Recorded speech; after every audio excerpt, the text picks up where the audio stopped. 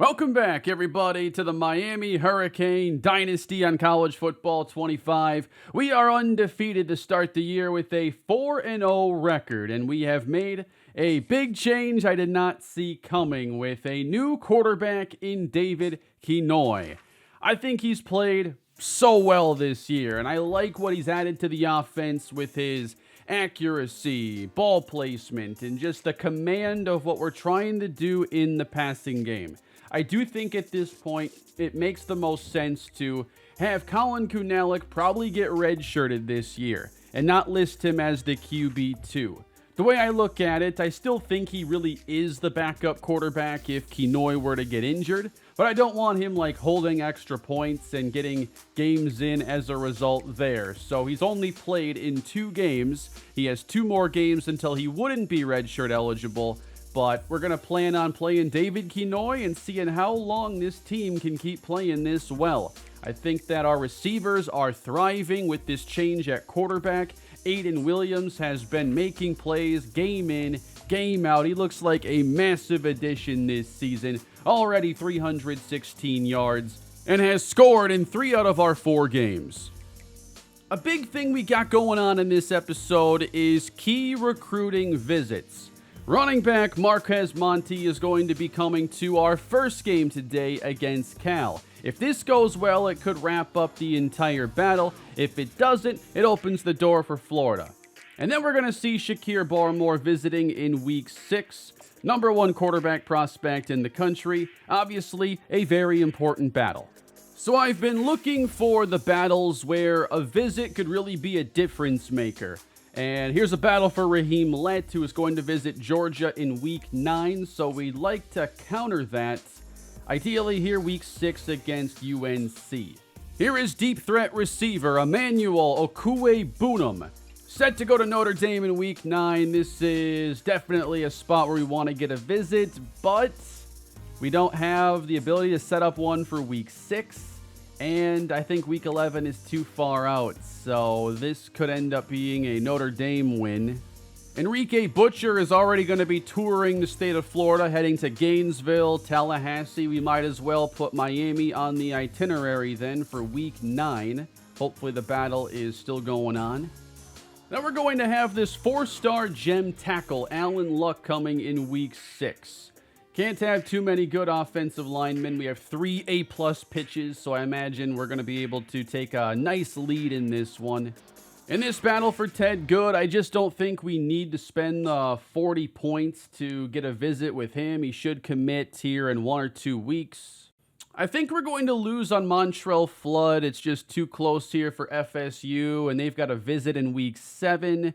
It won't even come to the visit. I think unless we could win it this week, then there's no chance. So I've added some more cornerbacks to the board then to try to see if we could add a couple this year. Khalil Pollard, gem 4-star with 96 speed. Yep, I'm interested. And then we're going to set up a visit for James Childers, as 4 teams have offered, and I could see one of those teams making a big move at some point, so we'll have him come for the Week 9 rivalry game against Virginia Tech. I'm also making sure we are hard selling where it makes sense, which is pretty much anybody in their top 5, given how good all of our grades are. So the goal is to also continue playing undefeated football. We take on Cal to begin the episode. Paul Katz is the quarterback, a left-handed passer, 81 overall, putting up pretty good numbers this year for the 1-2 Bears.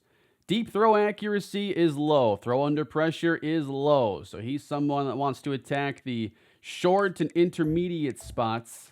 And he's not 100% with that right leg, giving him even more challenges. So they have a lot of good linebackers, left tackles, a couple receivers that are intriguing. 99 speed. Here is their most productive wide receiver, Naziah Hunter. It seems like every opponent we've had has one of these elite speed receivers, and they've made plays against us. I do have a playbook revision ready to go for today, taking out a lot of the runs and really tailoring the game plan to more of a pocket offense. So let's continue the David Kinoy experience here in Season 4. If you haven't already done so, subscribe to the channel. I know many of you have not subscribed yet. That's risky. What if you miss an episode? Hit the button. And if you feel like it, you're already down there, leave a like on the video. Very helpful to the series and the content in general. The rain is falling. It could get weird. Let's continue ACC play. Defense up first for the Canes. 4-man line, and it is a run up the middle into Cameron Pruitt. It is a gain of 2. Interested if we can get some pressure on this quarterback and expose some of those weaknesses. He had some pretty big ones in his skill set. Also not 100%. Facing second down, up the middle with a big run. Eric Jones, first down. We're going to crowd the box more so on this snap. Cal looks to stay with the run, and that is going to be a tackle in the backfield. Don't hide that passing game from us. We want to see it. 2nd and 13, though. Not going to happen yet. It's 3rd down and 12. Bunched on the top.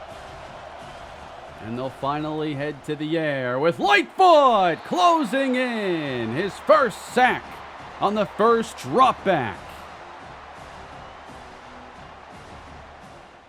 Good field position for the Canes offense. David Kinoy, now the full-time starter. And he comes out in the pistol on first down. 2 tight ends, and Chris Johnson's going to start things off with a minimal gain, or actually lost a yard. It's David Kinoy against the blitz. Picked up, but the pressure still gets there, and he is sacked. The best idea on this play is just to hit that slant to Aiden Williams. Nothing is really going to break open in a serious way here. Hey, I'm not sleeping on 3rd and 20, though, with this offense. I know we can do it. Kinoy's going to let it fly. Or he'll get sacked again. And the Bears have 2 sacks on the opening possession. Running back Eric Jones just got shaken up for Cal, and they've had a couple players already exit. It's Paul Katz facing 3rd and 8. We haven't seen these quarterbacks actually let the ball go yet. And he's going to throw a screen into no man's land. Another punt sent deep to Miami, and Slaughter is going to take it up to the 44-yard line. Let's hopefully see a bit more out of the offense this time. Very slow start for both teams. Y'all came to the channel today for some action. Kinoy will finally have a completed pass, and it's Schrader for 7. Kinoy on 3rd down. He runs out of time again. They beat Allen Edmond around the edge. Does anybody feel like playing offense today? These drives have all been awful. Kinoy, quick screen, and it's Chris Johnson getting first down yardage. Now they're bringing the extra pressure and sack Kinoy for the 4th time in the first quarter. Just bizarre. You know, getting a couple field goal drives here might actually be critical the way this game is playing out. 3rd down and 14. Kinoy over the middle, and there is Emmanuel Harris. Forget the field goal. We'll take 6 on a 31-yard touchdown. I want to see what the true freshman can do this year in terms of development, because I've compared some overalls throughout the season, and I've seen some pretty good growth, and it's not just players who are racking up like counting numbers. I've seen it from offensive linemen. And I think that with elite dev, these young guys can really take off. I don't have enough experience with a bunch of teams to really see it in action yet. I know in the offseason they can jump up, double-digit points in some cases. But Emmanuel Harris is going to be one of those players to test what is truly possible in season. Cal is finally moving the football, getting some big plays on this drive in the second quarter. It would be a 42-yard field goal from this spot. Katz out of the gun, 3rd and 8. He feels pressure now and is sacked. Back at the 38-yard line.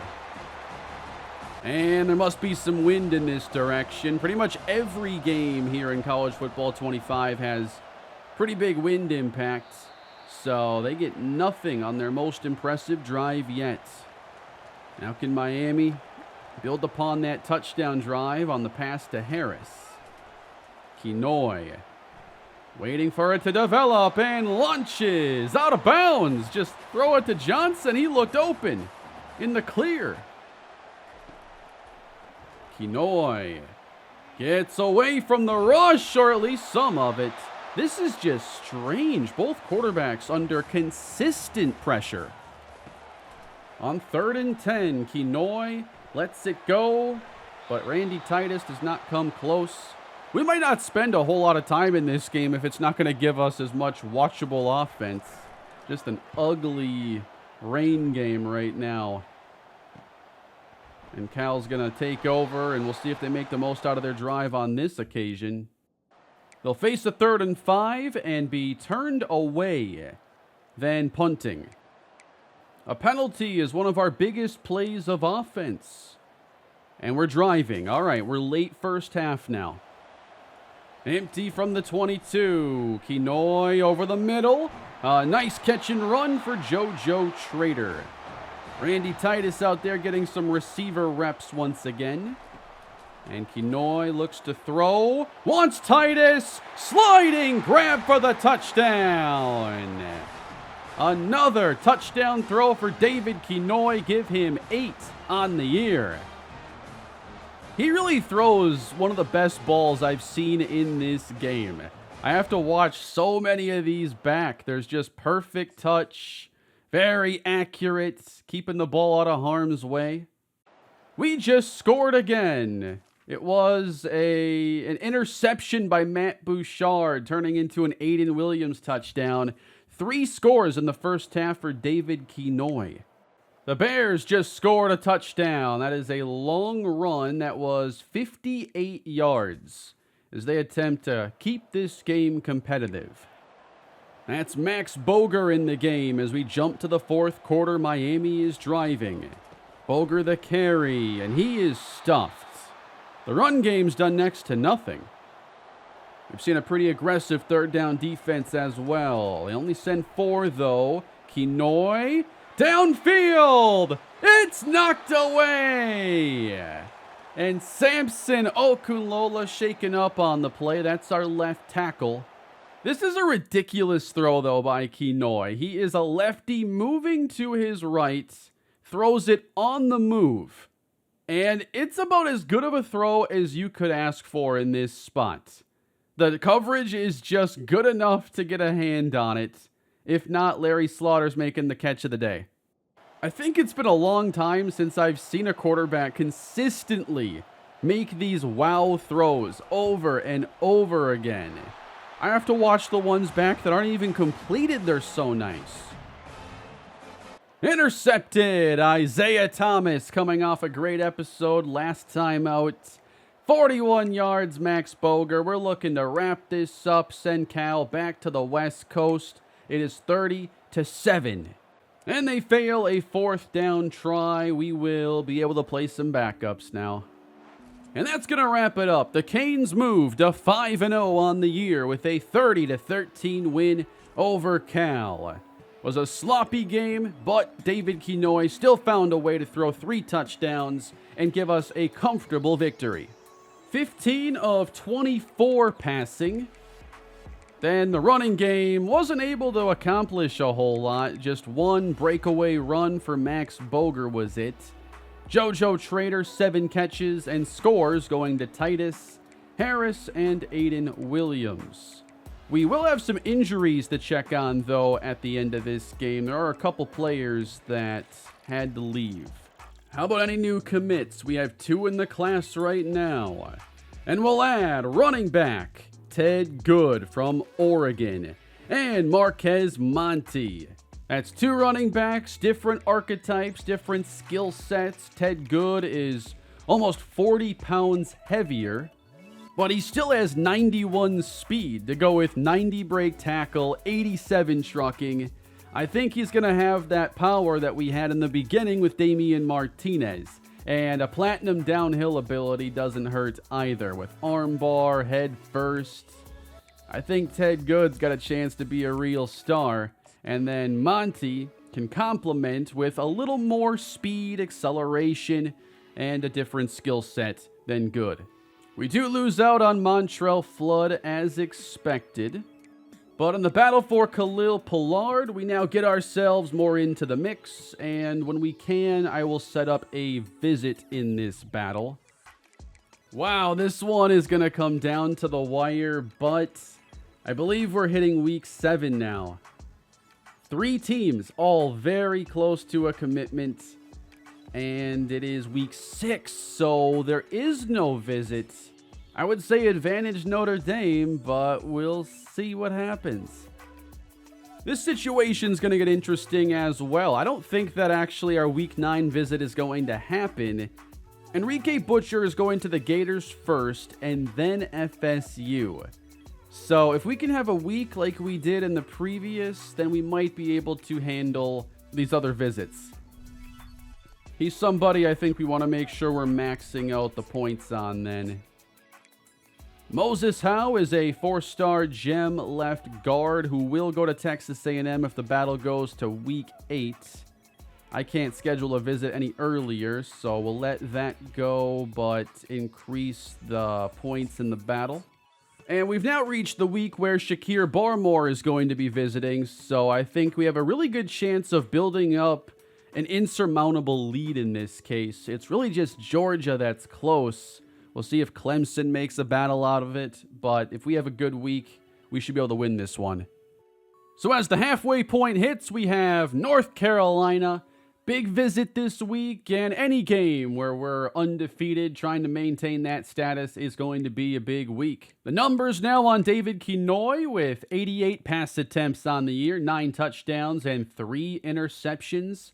And he's now gone a couple games in a row without turning the football over, which hasn't happened very often since year 1.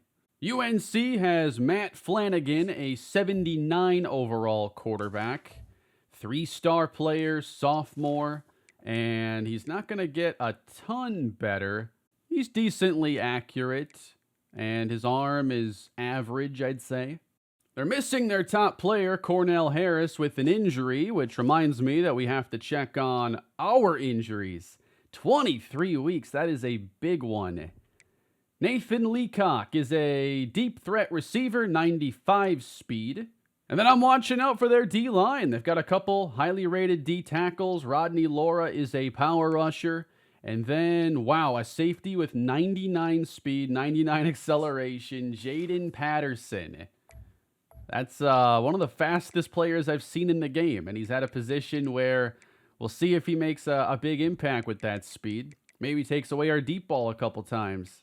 But as far as injuries go, no Sharif Ladd, no Tony Rizzo, no Matt Bouchard.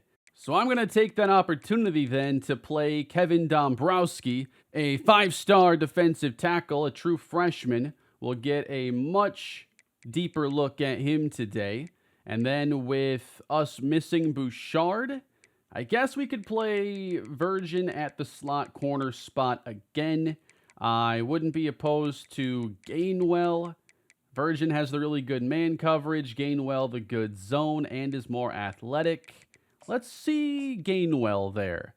I also wanted to take a look at our rushing stats this year, where Chris Johnson has 4.5 yards a carry.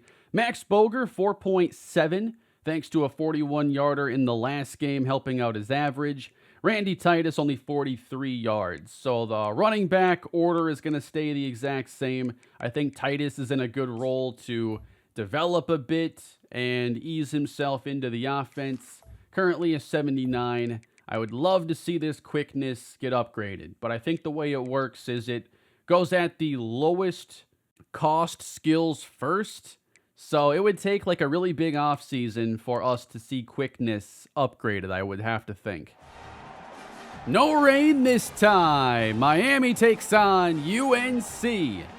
Looking for a perfect first half of the year. David Kinoy coming out again to lead this team for the 4th consecutive week. And he's quickly made a fan out of me this season. Here we go with Emmanuel Harris, the motion man. It'll be Chris Johnson with a head of steam. Gaining 6 on first down. Kenoy's first throw goes to Randy Titus. A first down to the 43. We have a fair amount of 4 receiver looks in the offense that'll have Titus out there a fair bit. Now, Johnson doesn't get much on his second carry. And the first third down's going to be a tough one. Got to get into UNC territory, and they bring pressure. That is caught. On the move, Emmanuel Harris. And a first down, easily picked up. He's already in his stance, too, like this guy is just on top of everything. 1st and 10. Quiet episode, by the way, for number 2, Aiden Williams. We'll see if it stays that way. We're going to feed Johnson again. He loses 3. We just like to make it a little bit more challenging on third down and truly test David Kenoy, who has time, but it's running out, and he throws it away. We bring on Willie Shembo for a 54-yard try. Left hash. Ton of leg on the way. That looked no good. Wide left. UNC football starting with a run, and Marquise Lightfoot makes the play. So Kevin Dombrowski is now going to be highlighted here. He's number 92 there in the middle. We'll see if he stands out in either the run or pass game. He's getting a lot of snaps. Unless I think he's playing poorly, and then we'd play Keenan Dragos. 3rd and 1. All over it. And still a first down. That was impressive. Well, UNC will push it to a first down. Lightfoot on the sack. I am really going to miss Marquise Lightfoot. I don't care if we can replace him well. He's one of my favorite players of the Dynasty. 3rd down. Time to throw. Intercepted. And it's taken back by Demario Massey into UNC territory. And Josh Horton is hurt at the end of this play, meaning we could have 2 freshmen out there at D tackle if he doesn't return. Miami ball. And the running back is Johnson. To the right, outside the numbers. Gaining 7. Good jump there against Okunlola, who recovers, and the pass is knocked down. Intended for JoJo. Still waiting for a big play to Aiden Williams, but he is not on the field right now. 3rd and 3 as we run and get it. That's Johnson to the 31-yard line. Yeah, one thing about Aiden Williams is he's done what he's done this season, as Johnson will take it out of the backfield on the swing pass, but he doesn't even play 2 receiver sets. Not that we go too wide often, but he doesn't play as many snaps as other receivers. On 2nd down, time for Kenoy, and never developed the way he wanted it to. I probably should have him out there on 2 receiver sets, considering I think he's our best receiver. He's played the best this season. 3rd down, the flag is down, but it's probably not going to save the day for us here. And we've already missed 1 field goal from the left hash. Now on the right hash, it's from 53. Kick from Shembo. I think it hit the upright and banked in. Kevin Dombrowski has sacked the quarterback, Matt Flanagan. UNC, well, a penalty then will help them out. They will go 3 and out. Late first, David Kenoy will fake to Johnson and sling it wide open. Catch and run, JoJo Trader into plus territory. Is 0.3 yards per play any good? I don't believe it is. Chris Johnson is taken down for another loss. Maybe not a fan of some of these runs on first down that invite backfield penetration so quickly. Complete to Emmanuel Harris. Continuing to make it look so easy. Like when he gets the ball, there's always a chance to run because no one's close enough to the guy. 2nd and 11. Downfield and caught by Williams. He emerges and takes it to the 2. Then throws up the U for the home crowd. That was a sick catch. 1st and goal from the 2. Kinoy to throw. It is Carver. Touchdown, Miami. But let's go back to the catch by Aiden Williams. Sometimes you just got to give your receiver a chance. And he just maintains better positioning and makes a really smooth play.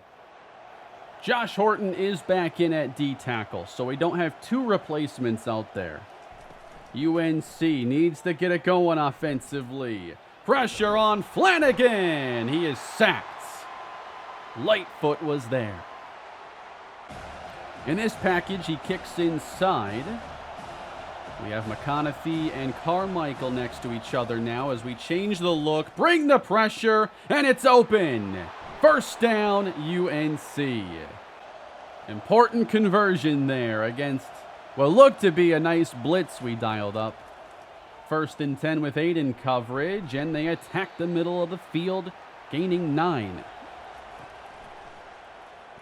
Pressure again! Ball is out! How'd he get it back on it? No clue. 3rd and 12. Lightfoot incoming! 5th sack of the day for the Miami defense. You cannot block him one-on-one. And that's now 30 career sacks for Marquise Lightfoot.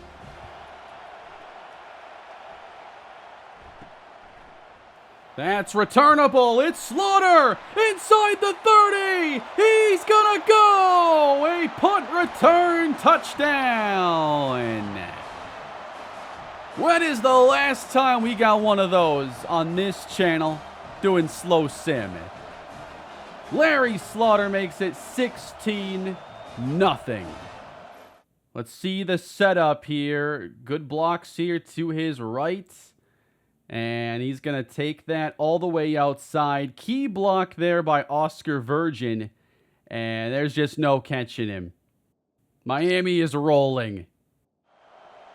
We're playing like a team that feels disrespected after being knocked down the pole, despite not doing anything wrong. We've won our games pretty convincingly. We've endured a quarterback change very smoothly. Kinoy on 2nd down, a lot of time, and dumps it incomplete.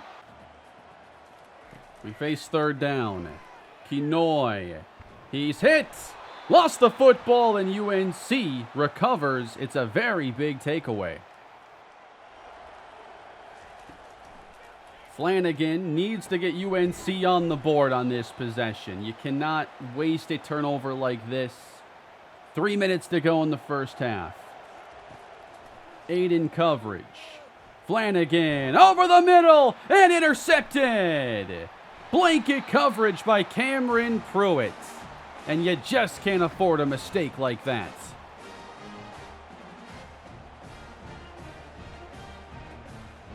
Hopefully we can avoid any negative plays here in this area as Trader will get us some breathing room.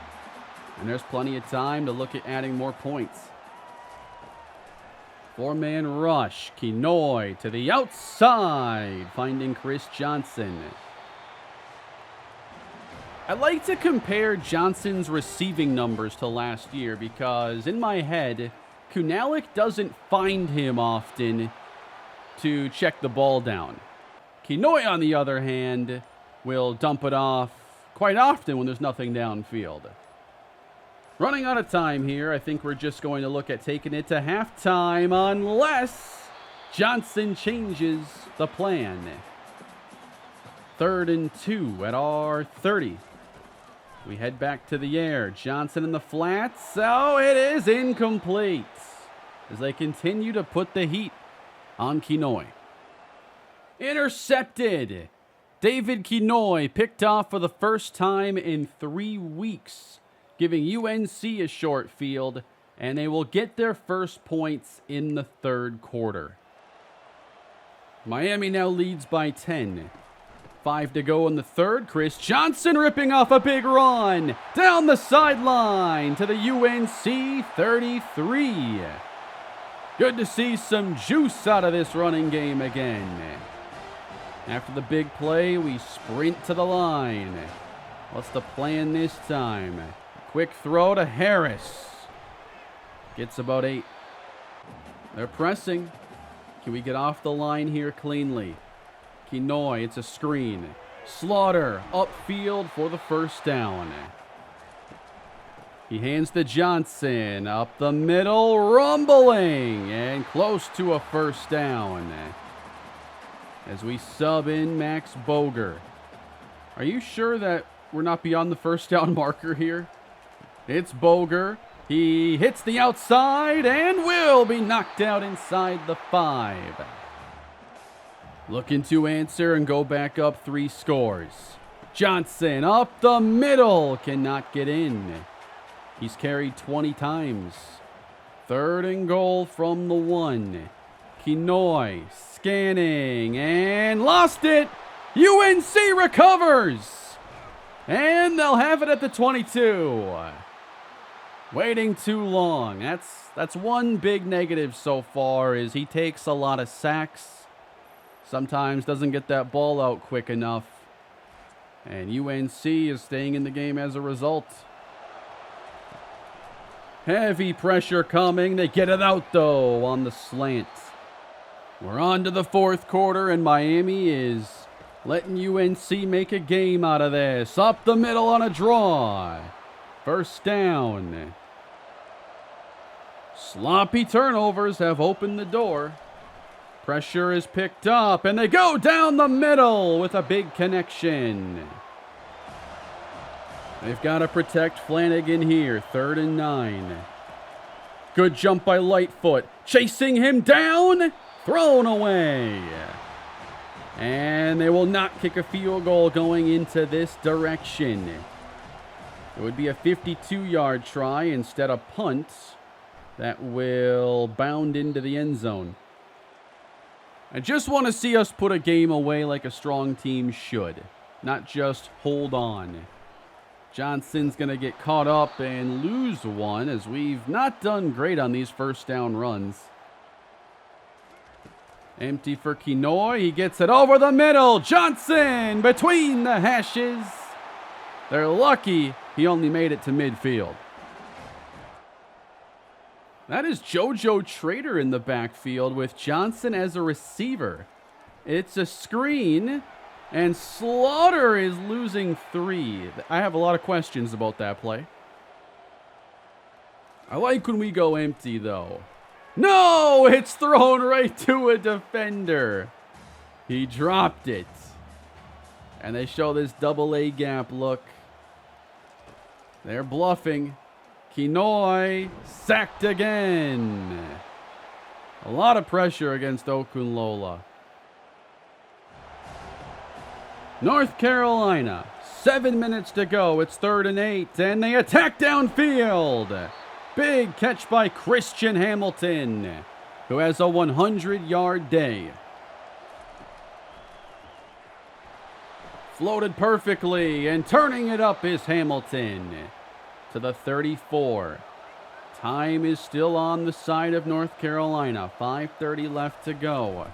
Delayed give, and these have worked brilliantly. 4-man rush. It is up for grabs. Who wants it? Miami interception. Dangerously popped up and picked by Isaiah Thomas.